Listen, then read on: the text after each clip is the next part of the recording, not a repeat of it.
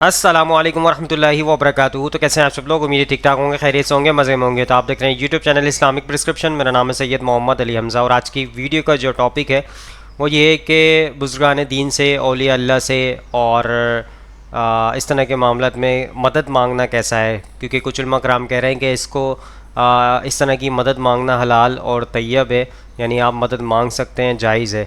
तो आज की वीडियो में ये जानने की कोशिश करेंगे, इसकी हकीकत को जानने की कोशिश करेंगे, क्या मामला है इसके। और क्योंकि गैरुल्लाह से मदद मांगना तो नाजायज़ होता है, तो आपको पता है ये उलमा कराम मिसालें देते हैं पुराने दौर की, नबी करीम सल्लल्लाहु अलैहि वसल्लम के दौर की, कि सहाबा कराम मदद मांगा करते थे नबी करीम सल्लल्लाहु अलैहि वसल्लम से, या बुज़ुर्गान दीन से लोग मदद मांगा करते थे, तो उनके हयात ज़िंदगी के अंदर ही मदद मांगा करते थे। लेकिन आज के दौर में जो कि कब्र में मौजूद हैं औलिया अल्लाह, बुज़ुर्गान दीन, तो उनसे मदद मांगी जाएगी तो गैबी मदद हो गई ना, यानी कि आपके सामने वो मौजूद नहीं है फ़िज़िकल।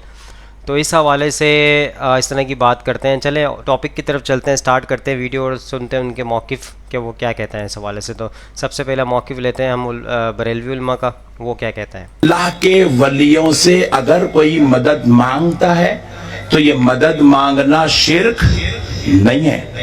क्या बात? बोलो, ये मदद मांगना शिर्क नहीं है। जरा जोर से बोलो, शिर्क नहीं है। मदद मांगना शिर्क। रसूल अल्लाह से कोई मदद मांगे तो रसूल अल्लाह से मदद मांगना शिर्क नहीं है। अल्लाह से अगर कोई मदद मांगता है, खुदा की कसम ये हर बंदे का हक है, बेशक अल्लाह से मदद मांगे। मैं आपको एक बड़ी प्यारी बात अर्ज कर देता हूँ, कुरान शरीफ के हवाले से आपका ईमान ताज़ा हो जाएगा इंशाअल्लाहुल अज़ीज़। आपका ईमान ताज़ा हो जाएगा, आप तबीयत खुश हो जाएंगी आपकी। जब हम अल्लाह रब्बुल इज़्ज़त की बारगाह में जाते हैं, अल्लाह रब्बुल इज़्ज़त हमसे खिताब करता है, कुरान पाक में खिताब करके फरमाता है, उदऊनी अस्तजिब लकुम। जब तुम मुझे पुकारोगे मैं तुम्हारी जरूर सुनूंगा। अल्लाह कह रहा है तुम मुझे पुकारोगे तो मैं तुम्हारी, बोलो जरा जोर से बोलो यार, अल्लाह कह रहा है सुनूंगा। क्या कह रहा है? और सुनूंगा और कबूल भी करूंगा। अस्तजिब लकुम, तुम्हारी बात कबूल की जाएगी। मगर हदीस शरीफ में रसूल अल्लाह सल्लल्लाहु अलैहि वसल्लम इरशाद फरमाते हैं, कबूल करने के 3 तरीके।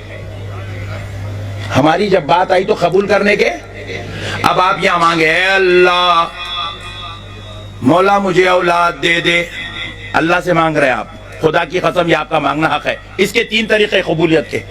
पहला फरमाया गया कि अभी कबूल की जाएगी। कबूलियत का क्या है? अभी कबूल की जाएगी।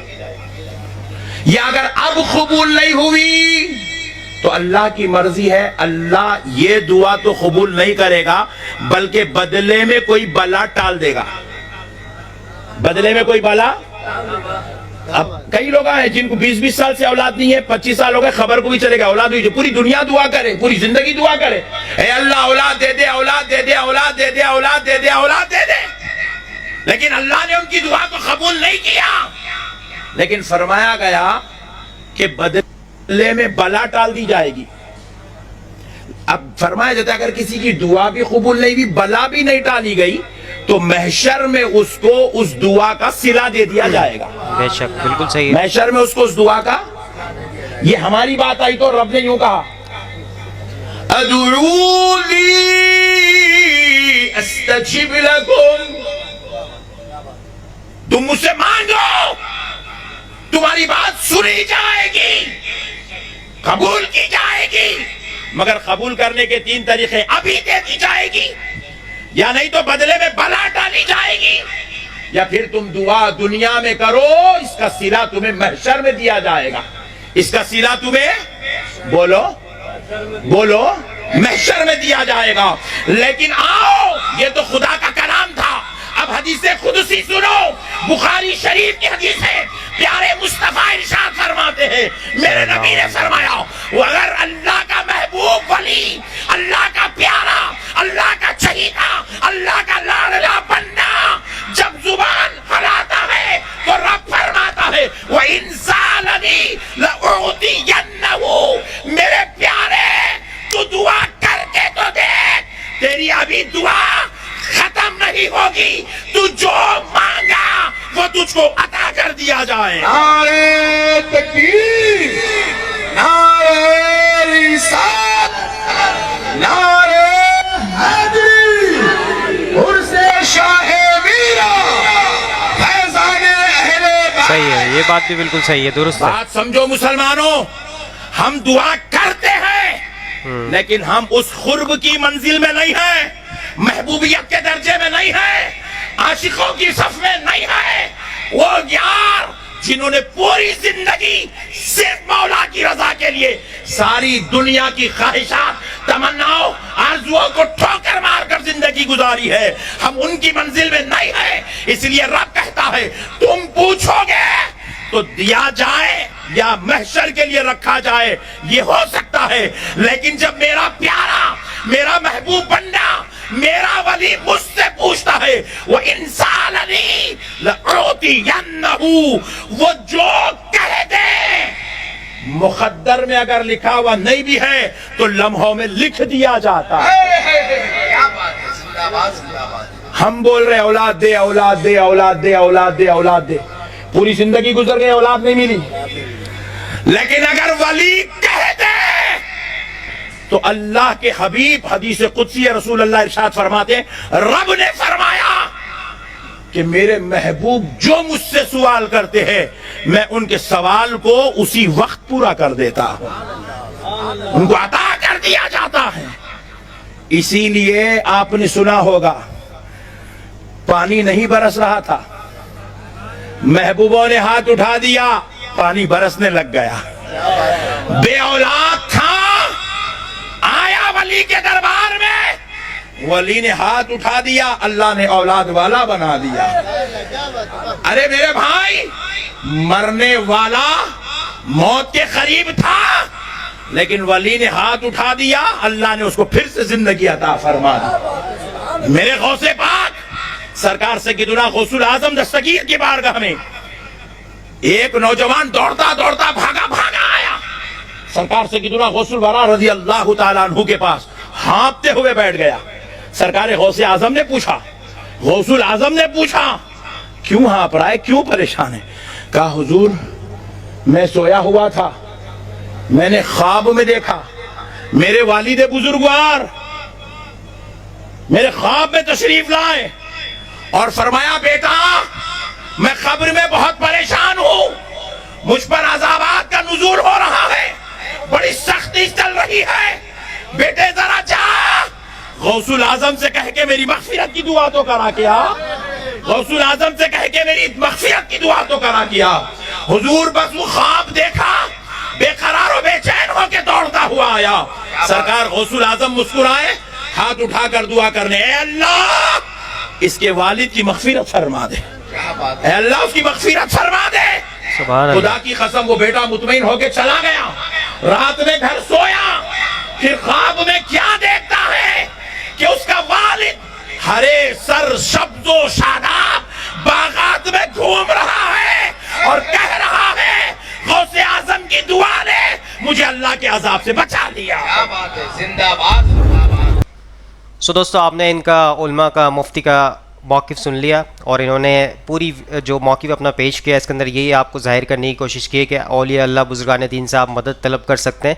लेकिन इन्होंने जो भी मिसालें दी हैं बिल्कुल दुरुस्त दी हैं, लेकिन औलिया अल्लाह बुज़ुर्गान दीन यानी गौस पाक रहमतुल्लाह अलैह के हवाले से भी इन्होंने बताया कि वो उनके दरबार में गया शख्स जिसने ख्वाब देखा था अपने वालिद साहब के हवाले से कि वो गुनाहों के अंदर मुब्तला है और उनको अजाब दिया जा रहा है, तो वो दुआ के लिए पहुँचे। तो गौस पाक रहमतुल्लाह अलैह मौजूद थे उस टाइम पे, उनके दरबार में पहुँचे गए तो वो हयात थे उस टाइम, तो उनसे दुआ करवाई गई, जो कि हदीसों में मिलता है कि वसीले से आप दुआ करवा सकते हैं, कोई नेककार का वसीला दे सकते हैं, अल्लाह के अच्छे नामों का वसीला दे सकते हैं आप, और जो है कोई नेक शख्स आपके इर्द गिर्द मौजूद है उससे आप दुआ करवाएं और ख़ुद भी दुआ करें, तो ये आप जायज़ है।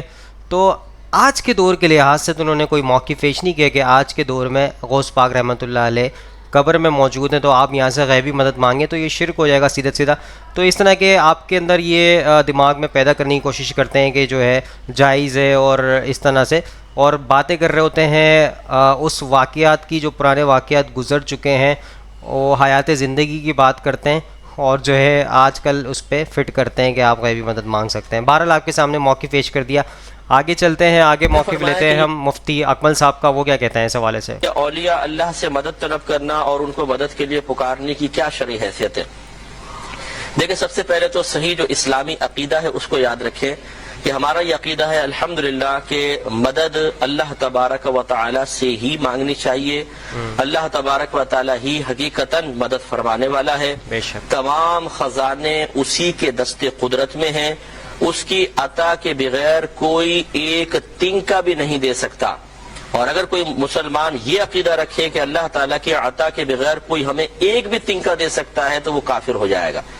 یہ مضبوط عقیدہ رکھنے کے بعد پھر یہ یاد رکھیے کہ اگر اللہ تبارک و تعالیٰ سے مانگنا ہی مقصود ہو لیکن انسان کسی مخلوق کے پاس جاتا ہے اور ارادہ یہ ہوتا ہے کہ یہ کچھ نہیں دے سکتے, اگر دیں گے تو اللہ تعالیٰ کی یعنی براہ راست نہیں دے سکتے, دیں گے تو اللہ تعالیٰ کی عطا ہی سے دیں گے, اور ہم ان سے دعا کروا دیں, یہ اللہ تعالیٰ کی بارگاہ میں دعا کریں اور اللہ تبارک و تعالیٰ ان کی دعا کی برکت سے ہمیں عطا فرمائے, تو یہ عین صحابہ کرام علیہم رضوان کا طریقہ کار رہا ہے.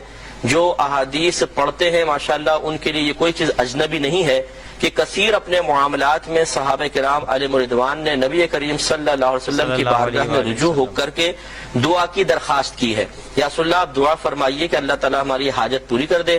نبی کریم صلی اللہ علیہ وسلم نے اللہ تبارک و تعالیٰ کی بارگاہ میں دست سوال دراز فرمایا اور اللہ تعالیٰ کی جانب سے تیزی کے ساتھ اجابت کا معاملہ ہوا. بظاہر حتیٰ کہ بخاری کی روایت سیدہ عائشہ صدیقہ رضی اللہ تعالی عنہا کہا کرتی تھی کہ یا رسول اللہ صلی اللہ علیہ وسلم, اللہ تبارک و تعالی آپ کی رضا پوری کرنے میں جلدی فرماتا ہے. تو یہ چونکہ صحابہ کرام کا طریقہ تھا, لہذا اگر کوئی مسلمان اس نظریے اور عقیدے کے ساتھ اولیاء اللہ کے پاس جاتا ہے کہ میں ان سے دعا کرواؤں گا اور یہ اللہ تبارک و تعالیٰ کی بارگاہ میں دعا کر کے میری حاجات کو حل کرنے کے سلسلے میں, حاجات کی تکمیل کے سلسلے میں معاون بنیں گے, تو اس میں کوئی حرج نہیں ہے. عقیدہ یہ ہونا چاہیے کہ یہ اللہ کی عطا کے بغیر کچھ بھی نہیں دے سکتے, دینے والی ذات فقط اللہ تبارک و تعالیٰ کی ہے. بس یہ اگر کوئی عقیدے کے ساتھ اولیاء اللہ کے پاس جاتا ہے, ان کی خدمت میں درخواست کرتا ہے, تو اس کی بالکل گنجائش نکل سکتی ہے. سو دوستو, آپ نے مفتی اکمل صاحب کی موقف سنا, انہوں نے حیات زندگی کے حوالے سے بات کی. پھر وہی ریپیٹ کروں گا میں آپ کو, یہ حیات زندگی کے حوالے سے بات کرتے ہیں کہ اس دور میں اس طرح کیا گیا, نبی کریم صلی اللہ علیہ وسلم سے مدد مانگی گئی اور اولیاء اللہ بزرگان دین سے بھی آپ دعا کروا سکتے ہیں. لیکن آج کے دور میں تو وہ موجود نہیں ہے. ہماری فزیکل کنورسیشن اس طرح سے ہم بات چیت نہیں کر سکتے ہیں جو فزیکلی بات چیت کی جاتی ہے, تو وہ قبر میں موجود ہیں اور ان سے ڈائریکٹ مدد آپ مانگ رہے ہیں, غیبی مدد مانگ رہے ہیں, تو یہ شرک ہو جائے. آج کے دور کے حساب سے بات نہیں کرتے, یہ آج کے دور کے حساب سے آپ واضح کریں کہ بھئی آج کے دور پہ آپ قبر پہ جا کے مانگیں تو آپ کو اللہ تعالیٰ کی عطا کریں گے, ان کو وہ آپ کو پہنچائیں گے. تو اس طریقے سے آج کے دور کے حساب سے بات نہیں کرتے. آپ اپنے مائنڈ کو کھول کے اگر سوچیں اس حوالے سے تو آپ کو پتہ چلے گی ایک ایک چیز. اب آگے چلتے ہیں, الیاس قادری صاحب کا موقف لیتے ہیں, وہ کیا کہتے ہیں اس حوالے سے. اللہ کے سوا کسی سے بھی ہم ڈائریکٹ مانگے نا, تو حقیقت یہ ہے کہ وہ انڈائریکٹ ہی ہے. اس کو میں آپ کو ایک موٹی سی مثال دیتا ہوں, جو سعادت مند ہے ان کی سمجھ میں آ جائے گا. روزی کون دیتا ہے؟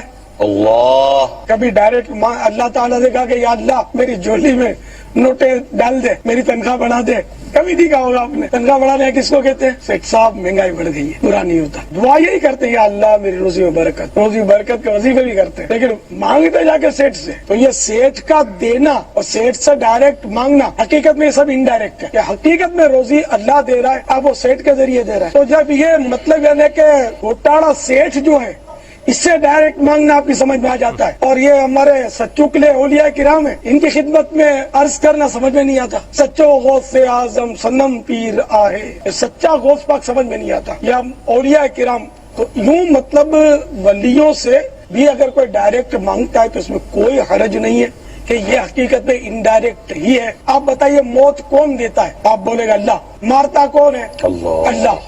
ٹھیک ہے نا. تو اب کسی نے فائر کر دیا, مر گیا, اب وہ کورٹ میں کھڑا ہو گیا, جج نے بولا کیوں مارا؟ بولا میں نے تھوڑی مارا, اللہ مارتا ہے جلاتا ہے. تو کیا جج آپ کی بات مان لے گا؟ کبھی نہیں مانے گا. بولا جلدی اس کو پھانسی پہ چڑھا تو پاگل ہو گیا. تو یوں اگرچہ اللہ مارتا ہے, اللہ جلاتا ہے, لیکن اسباب کا وہ خالق ہے, تو اس طرح کے اسباب بنتے ہیں. سو دوستو, آپ نے الیاس قادری صاحب کو یہ موقف سنا, انہوں نے کہا کہ آپ سیٹ صاحب سے سیلری مانگتے ہیں, روزی مطلب پیسے وغیرہ مانگتے ہیں, تو یہ بھی تو انڈائریکٹلی آپ مدد مانگ رہے ہیں. تو وہ اسباب کے تحت مدد مانگ رہے ہیں، آپ غیبی مدد تو نہیں مانگ رہے. ایک تحتل اسباب ہوتا ہے، ایک فوکل اسباب ہوتا ہے. تحتل اسباب کے تحت آپ مدد مانگ رہے ہیں، فوکل اسباب ہوتا ہے اسباب سے بڑھ کے. اب آپ اپنے سیٹ سے یہ تو نہیں کہہ سکتے سیٹ صاحب مجھے اولاد دے دیجئے، تو یہ کیا ہو گیا اسباب سے بڑھ کے، کیونکہ وہ اسباب اس کی جتنی حدود ہے، سیلری تک حدود ہے، وہ آپ کو سیلری کے ایک اس کی ایک ریلیشن شپ بنی ہوئی ہے باس اور امپلائی کی، تو اس سے آپ سیلری طلب کر رہے ہیں، تو وہ آپ اسباب کے تحت مانگ رہے ہیں. اور غیبی مدد اب آج کے دور کے حساب سے یہ کہہ رہے ہیں کہ غوث پاک رحمۃ اللہ علیہ سے آپ جو ہے مدد آپ جو ہے مانگ سکتے ہیں، تو وہ کیوں نہیں آپ کی مدد پوری کریں گے؟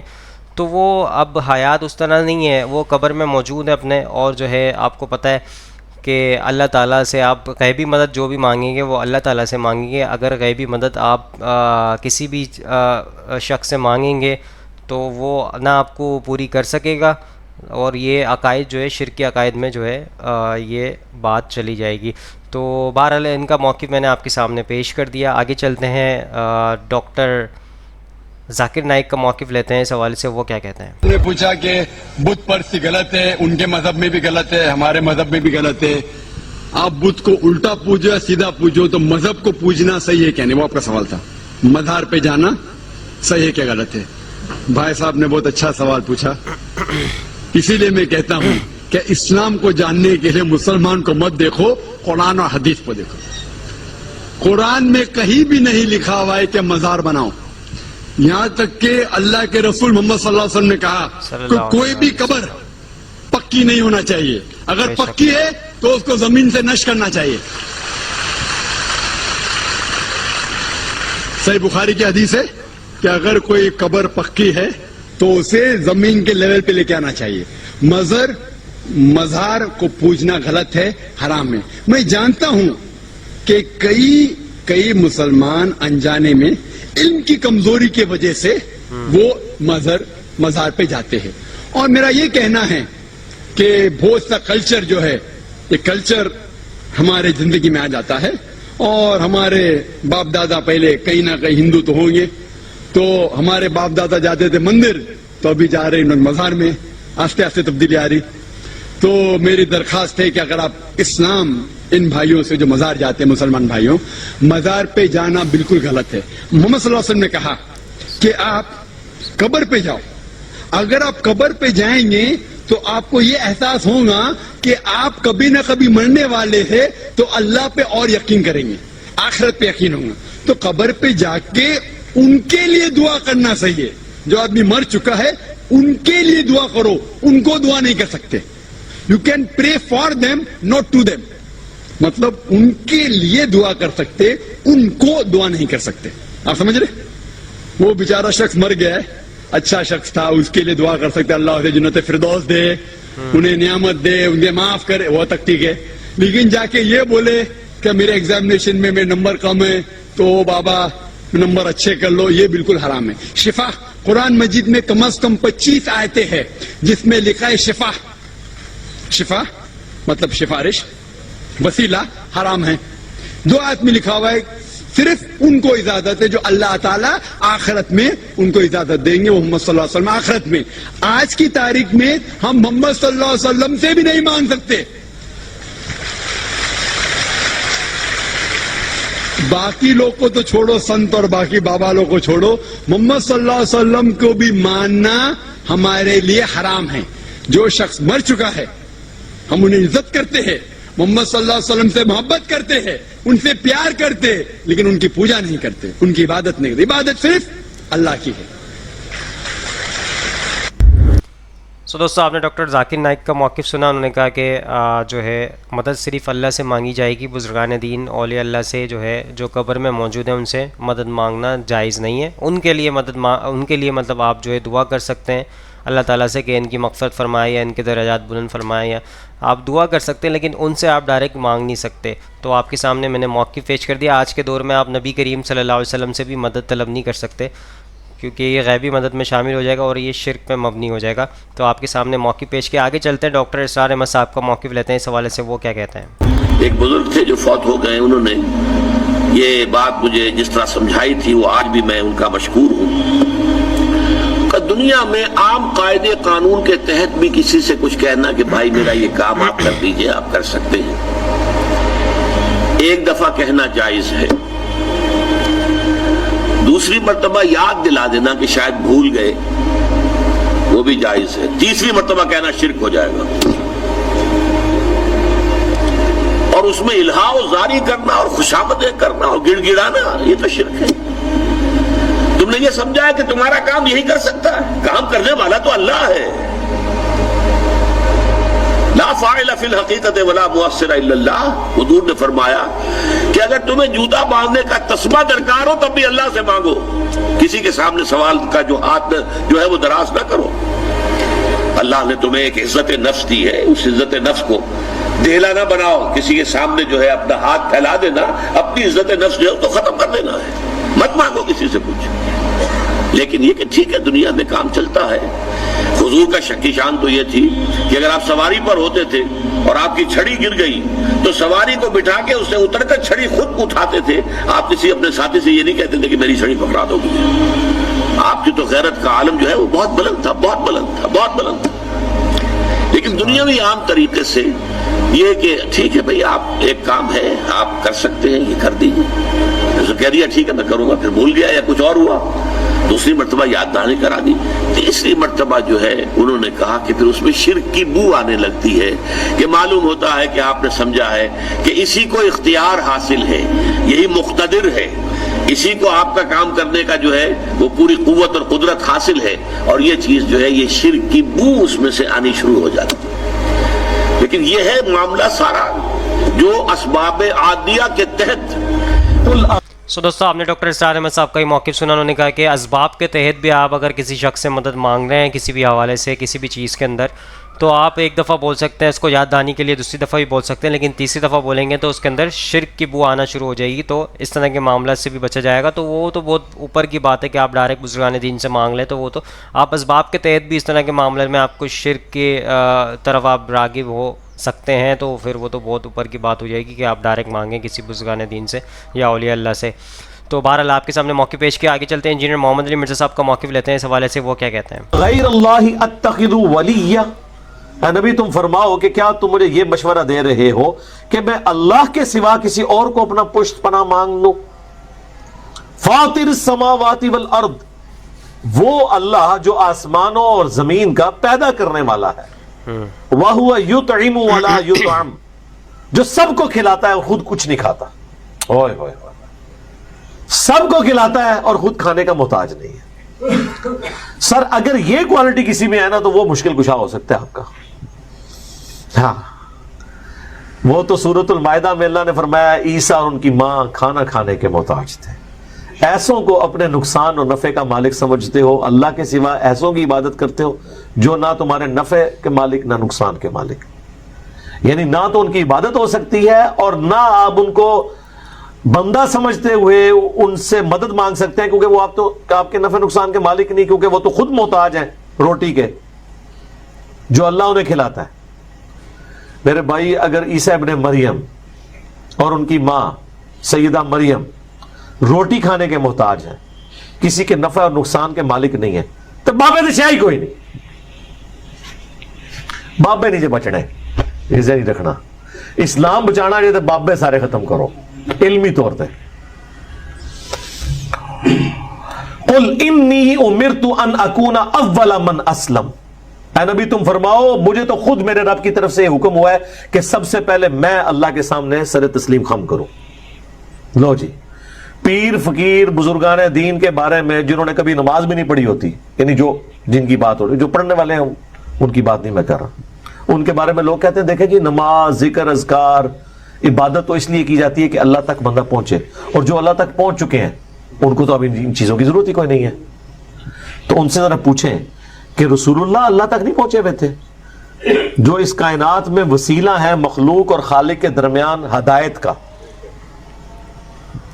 ان سے زیادہ کون اللہ تک پہنچا ہوا ہے؟ اور ان کے لیے حکم ہو رہا ہے نبی تم نے خود اپنی زبان سے ہی کہنا ہے انی امرت، مجھے حکم دیا ہے میرے رب نے، ان اکون اول من اسلم، کہ سب سے پہلے میں مسلم ہو جاؤں، میں سر تسلیم خم کروں، ولا تکونن من المشرکین، اور یہ بھی حکم دیا گیا ہے کہ دیکھنا مشرکین میں شامل نہ ہونا، یعنی سب سے پہلے میں توحید کا علم بردار ہوں، سب سے پہلے میں اللہ کا تابع فرمان ہوں، سب سے پہلے میں خدا کا مطیع ہوں، باقیوں کو تو میں بعد میں دعوت دوں گا، پہلے تو میں سر تسلیم خم کرتا ہوں۔ اب مجھے بتائیں، اگر اللہ کے نبی کو یہ حکم دیا جا رہا ہے کہ آپ نے یہ کہنا ہے کہ میں نے شریعت کی پابندی کرنی ہے، میں نے اللہ کے سامنے سر جھکانا ہے، میں نے اللہ کے ایک ایک حکم کی پیروی کرنی ہے، تو بابت شاہی کوئی نہیں، صحیح، کوئی شے نہیں۔ قل انی اخاف ان عصیت ربی عذاب یوم عظیم، آ گئی جی وہ آیت جڑی میرا ہے میں رٹا چھڑی تو سورۃ الانعام میں ہے، سورہ یونس میں ہے، سورہ الزمر میں ہے، 3 دفعہ یہ آیت ہے۔ اے نبی تم فرماؤ بے شک میں تو خود خوف رکھتا ہوں اس بات کا کہ اگر میں نے بھی اپنے رب کی نافرمانی کی تو بڑے دن کا عذاب مجھے بھی آ پکڑے گا۔ اچھا آپ کیا سمجھ رہے ہیں یہ نبی علیہ السلام جو یہ مذاق کے طور پہ باتیں کر رہے ہیں؟ مطلب مجھے تو یہی لگ رہا ہے، یعنی جو ایٹیچیوڈ ہے یہاں پہ لوگوں کا، کوئی کہہ دے گا جی ایویں بس تو آرزی دے طور تے ہیں سانو تعلیم کرنے واسطے، تو تسی تعلیم تے کوئی نہیں پکڑی، تواڈے بابے نے تے کوئی تعلیم نہیں پکڑی، نہ وہ نماز پڑھتے جے، نہ وہ دین دے اوتے چلدے جے، وہ تو اپنی عبادت کرواتے ہیں، وہ تو کہتے ہیں آپ ہمارے مرید ہو جائیں ہم جنت میں لے جائیں گے۔ ادھر تو میرے بھائی یہ سنگولر کے سیگے ہیں کہ نبی تم فرماؤ مجھے تو حکم ہوا ہے کہ سب سے پہلے میں اللہ کا تابع فرمان بنوں، میں شرک نہ کروں، میں خود اس بات سے ڈرتا ہوں کہ اگر میں نے اللہ کی نافرمانی کی تو اللہ کا عذاب قیامت کے دن کا بڑا عذاب مجھے آ پکڑے گا۔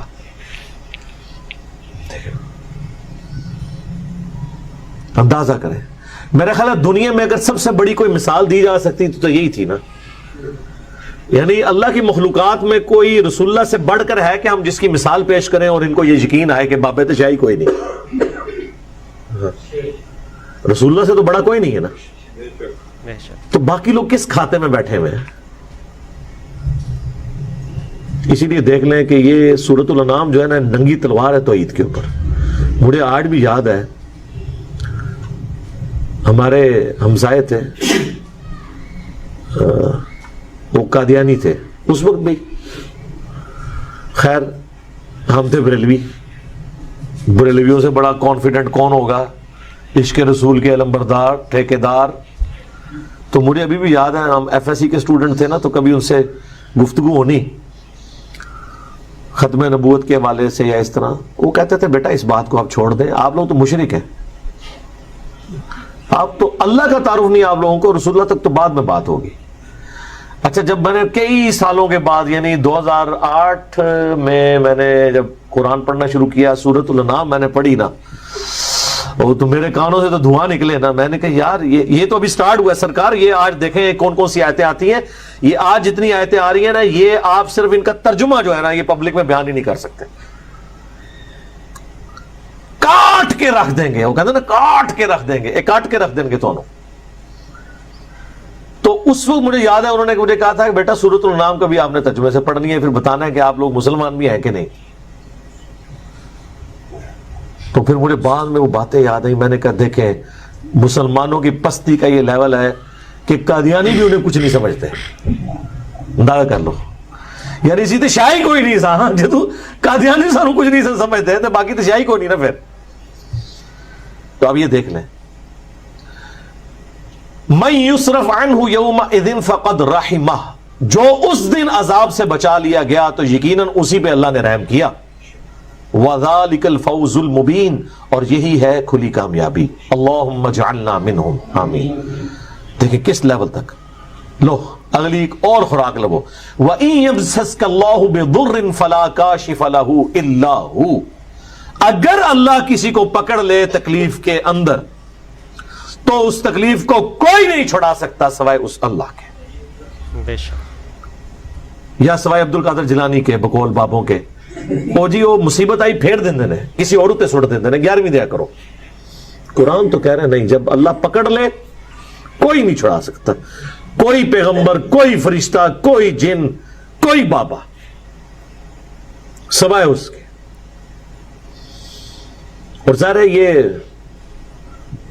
تکلیف دور کرنا یہ اللہ کی کوالٹی ہے، یہ اس کے ساتھ خاص ہے۔ سورہ نمل کی آیت نمبر 62 ہے، میرے خیال ہے وہ ایک سمجھ لیں جسے وہ تاش کی لینگویج میں کہتے ہیں نا یکا، وہ ہے وہ آیت۔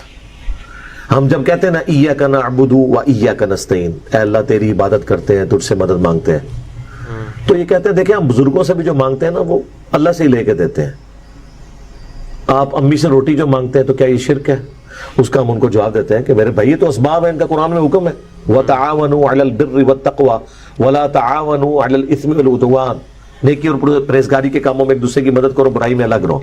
وہ کہتے ہیں ٹھیک ہے، لیکن اب دیکھیں جو بزرگان دین ہیں وہ بھی اللہ سے ہی لے کے دے رہے ہوتے ہیں، پیچھے اللہ ہی ہوتا ہے. اللہ نو پیچھے کر دو، ہاں کر دو پیچھے. اور اسی کہنا یار قرآن حدیث دی پیروی کرو، وہ کہتے ہیں اصل میں ساڈے بزرگوں اور اماماں نے بھی قرآن حدیث دسیا، پیچھے نبی علیہ السلام بھی نے، نبی بھی پیچھے، اللہ بھی پیچھے. وہ مندسوں پیچھے کے رہ گئے تھوڑے پلے. جو مسلمان اللہ رسول کو پیچھے کر دے اور بابے اور بزرگ آگے لے آئے تو وہ اپنے ایمان کی فکر کرے. پھر ہم انہیں سمجھاتے ہیں کہ دیکھیں بارش اللہ برساتا ہے لیکن ڈیوٹی فرشتوں کی، ہم مانگتے کس سے ہیں؟ اللہ سے. فرشتوں سے مانگیں گے تو مشرک ہے. وہ کہتے ہیں یہ ساری باتیں آپ کی ٹھیک ہیں، لیکن قرآن میں یہ تو آیا کہ اللہ ہی سے مانگتے ہیں، یہ تو نہیں آیا کہ کسی اور سے نہیں مانگتے. ہم دیکھو ذرا اندازہ کرو. تو ہم نے کہا یہ بھی آیا ہوا ہے سورہ نمل کی آیت نمبر 62، توحید کی فیلڈ میں یکا، جس طرح آپ وہ کہتے ہیں نا تاش کی لینگویج میں، اَمَّن يُجِيبُ الْمُضْطَرَّ اِذَا دَعَاهُ، بھلا بتاؤ تو کون ہے جو مصیبت میں گھرے ہوئے شخص کی فریاد کو سنتا ہے، وَيَكْشِفُ السُّوءَ، اور اس کی تکلیف اس سے دور کر دیتا ہے، وَيَجْعَلُكُمْ خُلَفَاءَ الْأَرْضِ، اور تمہیں خلیفہ کرتا ہے اگلوں کا زمین پر. یعنی جب تمہارے ابا اجداد مرتے ہیں تو تمہارے مرنے کے بعد تمہاری اولاد، سب ایک ایک کر کے مر رہے ہیں، اللہ جو ہے وہ زندہ ہے، ایک ایک کر کے وہ آنے والی نسلوں کو زمین کا مالک بناتا جاتا ہے. اصل مالک کون ہے؟ اللہ. اِلَٰهٌ مَّعَ اللَّهِ، کیا اللہ کے ساتھ کوئی اور الہ بھی ہے جس کی یہ کوالٹیز ہوں؟ قَلِيلًا مَّا تَذَكَّرُونَ، لیکن نصیحت بہت کم ہی حاصل کرتے ہو. کون سی کوالٹی؟ تکلیف اور پریشانی میں گھرے ہوئے شخص کی فریاد کو سننا، یہ اللہ کی کوالٹی ہے. تو یہاں پہ بھی آیا کہ اگر اللہ کسی کو پکڑ لے تکلیف کے ساتھ تو اسے کوئی دور نہیں کر سکتا سوائے اس کے.